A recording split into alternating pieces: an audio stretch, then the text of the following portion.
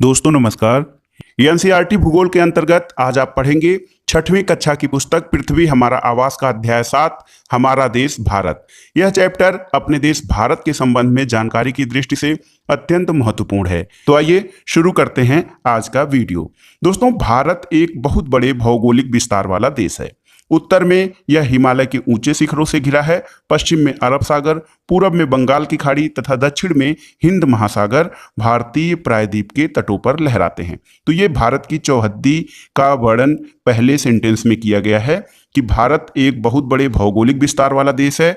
उत्तर में हिमालय पर्वत है, इसके दक्षिण में हिंद महासागर है, पूरब में बंगाल की खाड़ी और पश्चिम में अरब सागर स्थित है। दोस्तों, हिंद महासागर जो है भारतीय प्रायद्वीप के तटों पर लहराते हैं। तो एक शब्द आपके लिए आया, प्रायद्वीप। प्रायद्वीप किसे कहते हैं? प्रायद्वीप स्थल का वह भाग है जो तीन तरफ से जल से घिरा होता है। तो जो भारत का दक्षिणी भाग है वो तीन तरफ से जल से घिरा हुआ है। दक्षिण में हिंद महासागर से, पूरब में बंगाल की खाड़ी और पश्चिम में अरब सागर। तो तीन तरफ से जो घिरा हुआ है भारत का जो हिस्सा, वो स्थली भाग, उसे प्रायद्वीप कहा जाता है।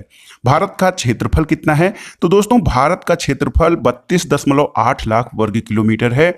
उत्तर में कश्मीर से लेकर दक्षिण में कन्याकुमारी तक इसका विस्तार लगभग 3200 किलोमीटर है। भारत का जो उत्तर से दक्षिण का विस्तार है वो लगभग 3200 किलोमीटर है और पूरब में अरुणाचल प्रदेश से लेकर पश्चिम में कच्छ तक इसका विस्तार 2900 किलोमीटर है। ऊंचे ऊंचे पर्वत, भारतीय महामरुस्थल, उत्तरी मैदान, असमान पठारी सतह, तटीय भाग और द्वीप समूह स्थल रूपों की विभिन्नता को दर्शाते हैं। यानी भारत का जो क्षेत्रीय विभाजन है, स्थल रूप है विभिन्न प्रकार का और असमान है। यहाँ पर पर्वत भी हैं, मरुस्थल भी है, मैदान है, पठारी सतह है और तटीय भाग और द्वीप समूह भी है। यहाँ की जलवायु, वनस्पति और वन्य जीवों के साथ साथ भाषा और संस्कृति में भी भिन्नता पाई जाती है और इस भिन्नता में भी हम एकता को पाते हैं जो हमारी परंपराओं में दिखती है। यही कारण है कि हम एक राष्ट्र में बंधे हैं। और एक प्रकार से जनसंख्या के बारे में देखा जाए तो वर्ष 2011 से अब तक भारत की आबादी जो है इसमें 120 करोड़ से अधिक, तो वर्तमान में 130 करोड़ के लगभग है और यह चीन के बाद दुनिया का सबसे अधिक जनसंख्या वाला देश है। तो आपने इसमें जाना कि भारत क्या है। भारत एक बहुत बड़े भौगोलिक विस्तार वाला देश है। इसकी चौहद्दी जान ली है कि इसके उत्तर में हिमालय पर्वत, दक्षिण में हिंद महासागर और पूरब में बंगाल की खाड़ी और पश्चिम में अरब सागर है। इसके अलावा भारत का क्षेत्रफल 32.8 लाख वर्ग किलोमीटर है।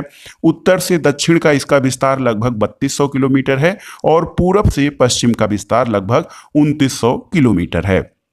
इसके अलावा जनसंख्या के मामले में भारत दुनिया का दूसरा बड़ा देश है, जिसकी जनसंख्या चीन के बाद दूसरे स्थान पर आती है। स्थिति क्या है? तो भारत उत्तरी गोलार्ध में स्थित है। शुरुआती चैप्टर में हमने गोलार्ध के बारे में पढ़ा था, उत्तरी गोलार्ध और दक्षिणी गोलार्ध। तो भारत उत्तरी गोलार्ध में स्थित है और कर्क रेखा जो कि 23 डिग्री 30 मिनट उत्तरी, 23.5 डिग्री उत्तरी जो है वो देश के लगभग मध्य भाग से होकर गुजरती है। और दक्षिण में उत्तर की ओर भारत की मुख्य भूमि का विस्तार 8 डिग्री 4 मिनट उत्तरी और 37 डिग्री 6 मिनट उत्तरी अक्षांशों के बीच पाया जाता है। तो भारत की स्थिति जो है दोस्तों, भारत उत्तरी गोलार्ध में स्थित है और कर्क रेखा जो है 23.5 डिग्री उत्तरी, जिसे कर्क रेखा कहते हैं, ये देश के लगभग बीचों बीच से या मध्य भाग से होकर गुजरती है। दक्षिण से उत्तर की ओर भारत की मुख्य भूमि का विस्तार 8 डिग्री 4 मिनट उत्तरी से 37 डिग्री 6 मिनट उत्तरी अक्षांश के बीच है। और इसी प्रकार पश्चिम से लेकर पूरब तक, यानी भारत का देशांतरी विस्तार 68 डिग्री 7 मिनट पूरब और 97 डिग्री 25 मिनट पूर्वी देशांतर के बीच है। यदि आपसे पूछा जाए कि भारत का अक्षांशीय और देशांतरी विस्तार कितना है, तो आप बताएंगे कि जो भारत की मुख्य भूमि है उसका अक्षांशीय विस्तार 8 डिग्री 4 मिनट उत्तरी तथा 37 डिग्री 6 मिनट उत्तरी अक्षांश के बीच है। इसके अलावा जो देशांतरी स्थिति है भारत की, वो इसका देशांतरी विस्तार 68 डिग्री 7 मिनट पूरब से लेकर 97 डिग्री 25 मिनट पूर्वी देशांतर के बीच है। अगर हम विश्व को पूर्वी और पश्चिमी गोलार्ध में बांटते हैं तो भारत की स्थिति किस गोलार्ध में होगी, ये आपको बताना है। बहुत बड़े देशांतरी विस्तार, लगभग 29 डिग्री का देशांतरी विस्तार है। इसके कारण यहाँ के दो छोर पर स्थित स्थानों के स्थानीय समय में बहुत बहुत अधिक अंतर हो सकता था और इस तरह की दूरी पर स्थित दो स्थानों के बीच का अंतर लगभग 2 घंटे के आसपास का होता है। इसी को इस देशांतरी विस्तार के कारण जो समय या जो स्थानों के बीच की दूरी में समय का अंतर हो सकता था, उसी को समायोजित करने के लिए भारत के बीचों बीच से एक ऐसी देशांतर रेखा मान ली गई है जिसे कि मानक समय या भारत का मानक समय कहा जाता है। दोस्तों, एक प्रश्न है ब्लू बॉक्स में कि क्या आप जानते हैं बड़े देश जिनका विस्तार पूरब से पश्चिम की ओर बहुत अधिक होता है वहां पूरे देश का मानक समय एक नहीं होता है। जैसे संयुक्त राज्य अमेरिका का पूरब से पश्चिम में विस्तार अधिक है, तो संयुक्त राज्य अमेरिका में 7 टाइम जोन हैं और कनाडा में 6 टाइम जोन हैं। यानी संयुक्त राज्य अमेरिका में 7 मानक समय हैं, कनाडा में 6 मानक समय हैं। और क्या आपको पता है कि रूस में कितने मानक समय हैं? तो दोस्तों, रूस में सर्वाधिक टाइम जोन स्थित हैं। यहाँ पर रूस में 11 टाइम जोन या मानक समय माने गए हैं। भारत में ऐसा नहीं है। भारत में भले ही देशांतरी विस्तार 29 डिग्री है, उसके बाद भारत में जो अंतर है उसको समायोजित करने के लिए 82.5 डिग्री पूर्वी देशांतर के स्थानीय समय को भारत का मानक समय माना गया है। तो ये जो 2 घंटे का अंतर है दोस्तों, भारत के पूर्वी और पश्चिमी जो देशांतर हैं उनके कारण भारत का जो समय है पूरब और पश्चिम वहाँ पे मिला के 2 घंटे का अंतर पाया जाता है। ऐसा इसलिए है कि प्रत्येक 1 डिग्री देशांतर के लिए स्थानीय समय में 4 मिनट का अंतर होता है। पश्चिम में गुजरात की अपेक्षा पूरब के अरुणाचल प्रदेश में सूर्योदय लगभग 2 घंटे पहले होता है और आप जानते हैं कि 82.5 डिग्री पूर्वी देशांतर के स्थानीय समय को भारत का मानक समय माना गया है। ऐसा क्यों माना गया है? तो ये जो 82.5 डिग्री पूर्वी देशांतर है ये लगभग भारत के बीचों बीच से होकर गुजरती है, इसलिए इसे भारत का मानक समय माना गया है ताकि जो समय है उसकी एक रूपता बनी रहे। अब आइए देखते हैं भारत के पड़ोसी देशों के संबंध में। दोस्तों, भारत के पड़ोसी देशों की सीमाएं 7 देशों की स्थलीय सीमाएं से जुड़ी हैं। 7 देश कौन कौन से हैं? तो उनका क्रम मैं बता देता हूं। उनका क्रम है बांग्लादेश, चीन, पाकिस्तान, नेपाल, म्यांमार, भूटान और अफगानिस्तान। तो ये जो क्रम मैंने बताया है ये 7 देश हैं, बांग्लादेश, चीन, पाकिस्तान, नेपाल, म्यांमार, भूटान और अफगानिस्तान। ये ऐसा क्रम है, इसमें ये इस प्रकार से क्रम को सुनिश्चित किया गया है या इनका क्रम ऐसे बनाया गया है कि जिस देश की स्थलीय सीमा भारत से सबसे अधिक लगती है, भारत की स्थलीय सीमा किस देश के साथ सर्वाधिक टच करती है वो पहले नंबर पे है। तो एक बार फिर से रिपीट करता हूँ, सबसे बड़ी सीमा रेखा स्थलीय सीमा रेखा बांग्लादेश से, उसके बाद चीन से, फिर पाकिस्तान, फिर नेपाल, म्यांमार, भूटान और उसके बाद अंत में अफगानिस्तान से बहुत कम, जो कि जम्मू कश्मीर राज्य में जो है वाखन गलियारे के आसपास का एरिया है। अफगानिस्तान से बहुत कम सीमा रेखा भारत की टच करती है। ये भारत का मैप है दोस्तों। भारत का मैप देखिए, यहाँ पर अफगानिस्तान है, पाकिस्तान है, नेपाल है, भूटान है, बांग्लादेश और ये चीन का बड़ा हिस्सा है, फिर म्यांमार है आपका। अब ये भारत का राजनीतिक मैप है, इसमें राजनीतिक प्रशासनिक मैप है वो दिखाया गया है यहाँ पर आपकी समझ के लिए। ये भारत का राजनीतिक मैप है। आपको बताना है कि कौन कौन से देश हैं जिनकी सीमाएं समुद्र से नहीं जुड़ी हैं। तो मैं एक दो देशों को बता दे रहा हूं, जैसे नेपाल है, भूटान है, इनकी सीमाएं समुद्र से नहीं जुड़ी हुई हैं। इसके अलावा और कोई देश है, इसके बारे में आपको बताना है। दक्षिण में समुद्र में स्थित 2 द्वीप भी हैं, श्रीलंका और मालदीव। ये हमारे द्वीपीय पड़ोसी देश हैं जिनकी सीमाएं स्थल से नहीं बल्कि जलीय सीमा हमसे साझा होती है। और पाक जल संधि जो है वो भारत को श्रीलंका से अलग करती है। जल संधि और स्थल संधि क्या है ये हमने पहले के चैप्टर में बात कर लिया है कि जल संधि क्या होती है और स्थल संधि क्या होती है। अगर आप पिछले अध्याय को आपने पढ़ा होगा तो आप इसका उत्तर आसानी से दे सकते हैं और हमें अपेक्षा है कि आप इसका उत्तर जल संधि क्या है और स्थल संधि क्या है उसको कमेंट बॉक्स में उसका उत्तर देंगे। अब आइए देखते हैं भारत का राजनीतिक और प्रशासनिक विभाजन यानी पॉलिटिकल एंड एडमिनिस्ट्रेशन डिवीजन जो है वो भारत का किस प्रकार से किया गया है। तो भारत एक विशाल देश है। हमने पहले ही सेंटेंस में पढ़ा था कि भारत एक बड़ा देश है। प्रशासनिक क्रियाकलापों के लिए देश को 28 राज्य और वर्तमान में 8 केंद्र शासित प्रदेश। भारत में वर्तमान में 28 राज्य और 8 केंद्र शासित प्रदेशों में इसको विभाजित किया गया है और दिल्ली जो है वो भारत की राजधानी है। राज्यों का निर्माण मुख्य रूप से भाषाओं के आधार पर हुआ है। क्षेत्रफल की दृष्टि से सबसे बड़ा राज्य राजस्थान है और सबसे छोटा राज्य गोवा है। राज्यों को जिलों में बांटा गया है प्रशासनिक सुविधा की दृष्टि से।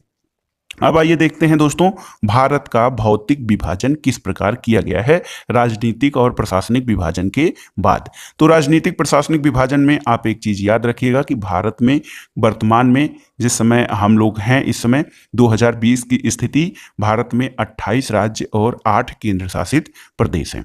भौतिक विभाजन किस प्रकार किया गया है इसको भी आसानी से शार्ट में समझ लेते हैं।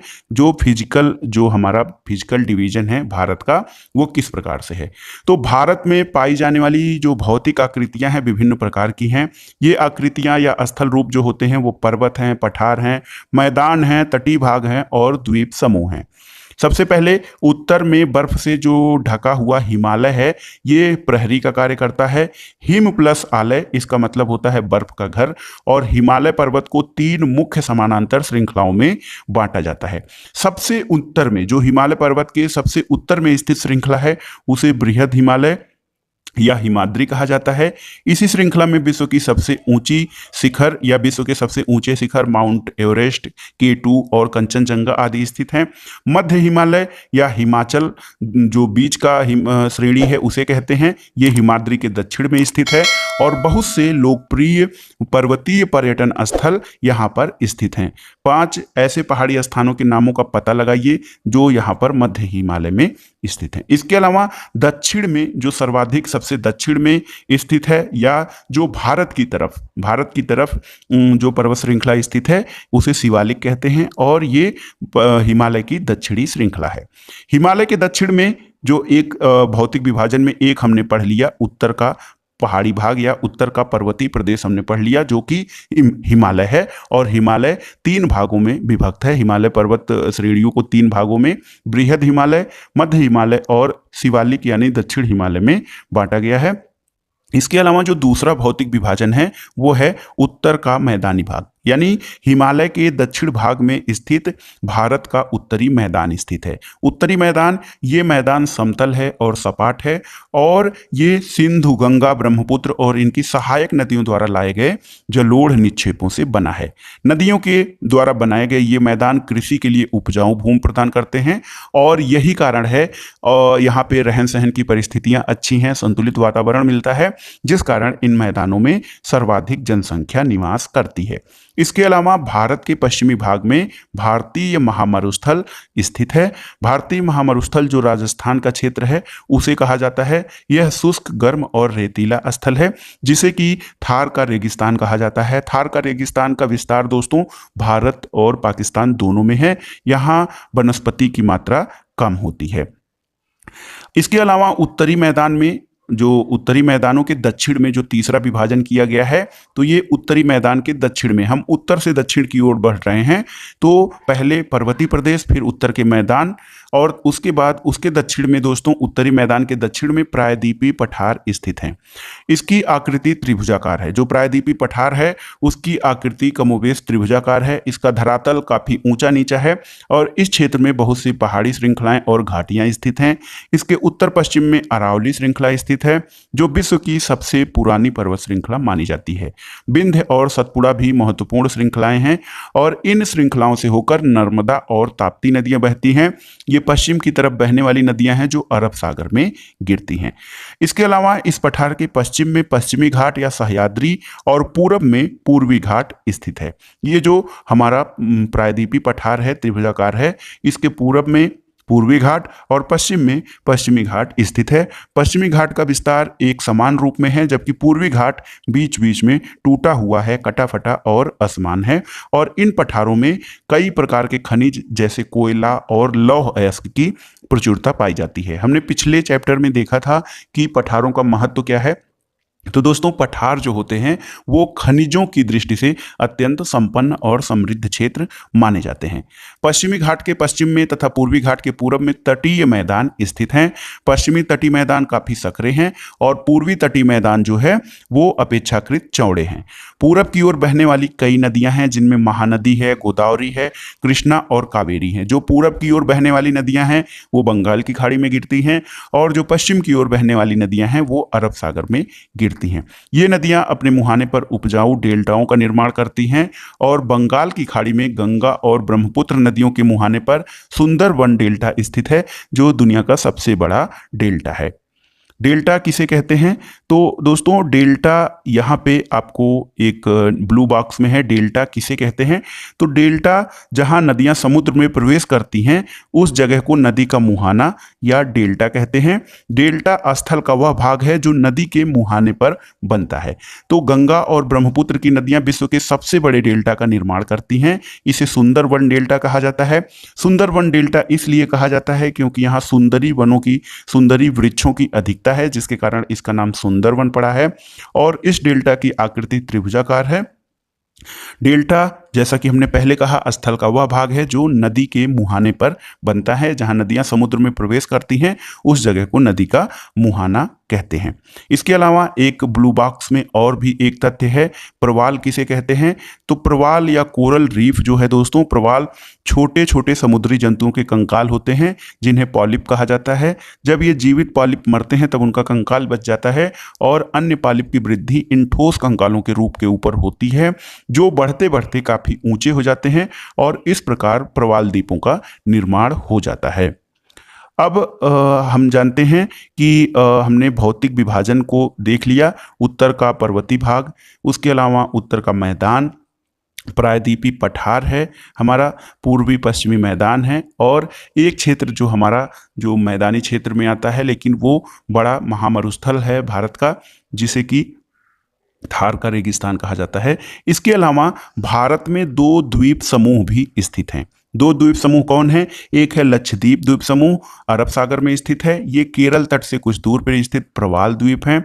और दूसरा है अंडमान निकोबार द्वीप समूह, ये भारत से दक्षिण पूर्व दिशा में बंगाल की खाड़ी में स्थित है। तो 2 द्वीप समूह हैं भारत में, एक है लक्षद्वीप अरब सागर में है और अंडमान निकोबार द्वीप समूह ये दक्षिण पूर्व दिशा में बंगाल की खाड़ी में स्थित है। इसमें एक प्रश्न है कि क्या आपको पता है कि इन द्वीप समूहों में से 2004 में जो सुनामी आई थी उनसे कौन सा प्रभावित हुआ था? तो अंडमान और निकोबार द्वीप समूह का काफ़ी बड़ा हिस्सा सुनामी से प्रभावित हुआ था और आपने उस समय देखा भी होगा कि सुनामी ने भारतीय तट पे रहने वाले लोगों के जनजीवन और जान माल को काफ़ी नुकसान भी पहुंचाया था और ये बड़ी विभत्स और दानवीय प्रकार की सुनामी थी। सुनामी क्या है? तो दोस्तों सुनामी एक विशाल सागरी तरंग है जो समुद्र तल पर भूकंप आने के कारण उत्पन्न होते हैं और इसकी लहरें कई 100 फीट की ऊंचाई तक आती हैं और इसके अलावा आसपास या तटीय क्षेत्रों में जो चीज़ें हैं उनका भयंकर विनाश करती हैं। सुनामी जापानी भाषा का शब्द है, इसका अर्थ होता है समुद्र में उठने वाली लहर या भयानक तरंगे। तो दोस्तों ये था आज का वीडियो आपको कैसा लगा हमें कमेंट बॉक्स में जरूर बताइएगा। वीडियो को लाइक करें, शेयर करें। वीडियो देखने के लिए धन्यवाद दोस्तों, नमस्कार।